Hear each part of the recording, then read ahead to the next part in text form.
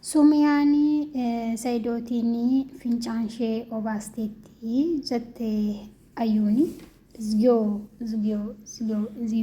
nama meeqa jira yaa jarana biyya lafaa kanarra mee fincaan kun maal godhame isheen fincaan ishee obaasteetti Saayidootiin waa malee miti namni waa'ee namaa akkas jedhee odeessu yoo ofiisaa waa godhe asnii galee Saidoon ayyuu kana namumti nurraa hidhuu dhibame ayyuun maraattee jirti kan akkas godhaa jirus illee hinaaffaatu akkas gochaa jira intala hinaaffaan maraachaa jira intalli teellaa dhuftee ishee duraatiin akka nama morkattu kun salphina safuu wayii Saidoo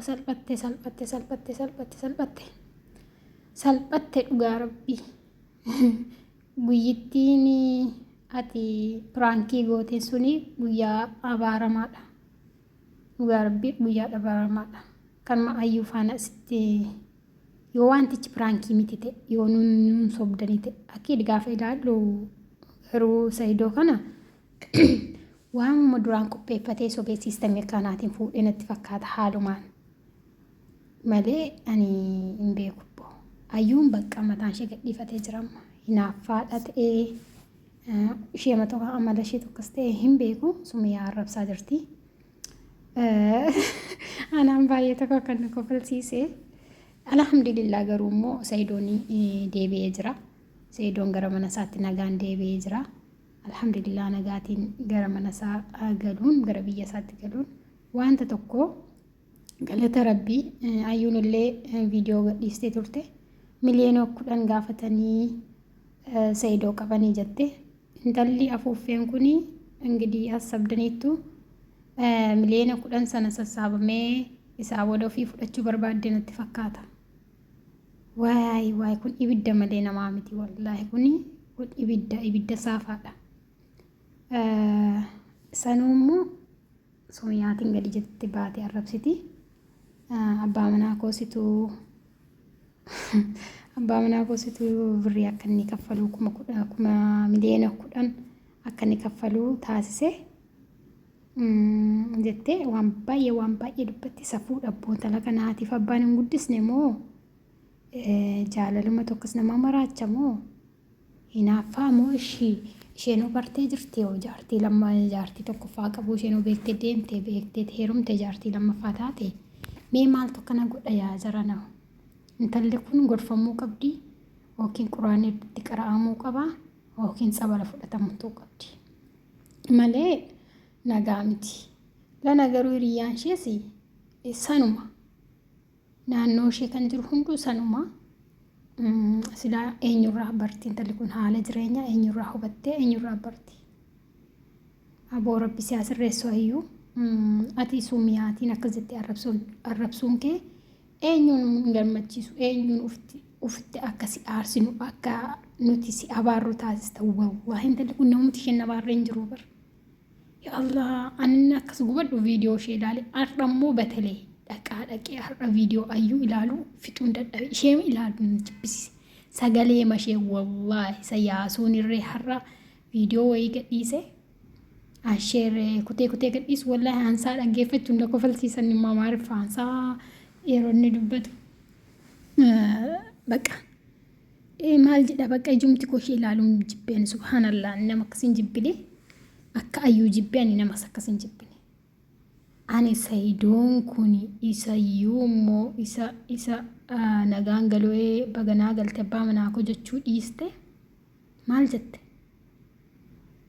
ayfooniin narka maaliif baddee jennaa ayfooniin narkaa badee jawwaalli lamaanuu narkaa badee kanaafan badee jedhee dubbataara ayfoonii sin gaddee jette naa keesseen deemtu ayfoonii annan qabadhaa maa laaftooppii fuuteen deemi mee isa kamtu salphata laaftooppii moo intiniitu salphatame ayfoonii salphata isa fuuteen deemtu ayfoonii yookiin naan bittu yookiin maalin jettu waan isheen dubbattu baga nagaan galte lubbuu keetiin baga as geesse jechuu diddee annan qabadha ture ayfoonicha akkamumatti hin gadde hinaaffaa kana fuutee intalli xiqqoon bareedduun tokkocha jirti naaman jennaan hinaaffaa argitanii intala kana way Saidoo rabbi umma keenyatti agarsiisu intalli kun bakka ati jirtutti si falattee si ajjeesti kuni ayyuumatu Sa'iidoo ajjeesa. Hinaaffaarraan kan ka'e yoo ayyuun qunxurroo Sa'iidoo kuttee rarraaftu ta'anii nama miti. Na hubadha. Hinaaffaa kanaan, ejjennaa kanaan, deemsa kanaan Sa'iidootiin waa gootee yookiin waa gootii yookiin waas gooti. Aariitiin jecha aariitiin. Amma isheenii kan Sa'iidootti waan gaarii dubbattu isatti aarru isatti waa tokko gochuu dhiisuu itoo hin taane ofitti nan deebisa ajjeete amma. Ofitti hin deebisadha. Babbareedaa jecha babbareedaa dubbadhe akkasi. Alumuhiim intala kana Rabbi haa sirreessu yookiin Rabbi nurraa ishee haa fuudhu. Wallaahi ani na jibbisiiste subhaanallah na jibbisiiste. Esuwanan sumiyaa ta'ee maraadhe bakka qaatan maraadhe. Sumiyaan aboo Rabbiin akka nama uumusa fuudha.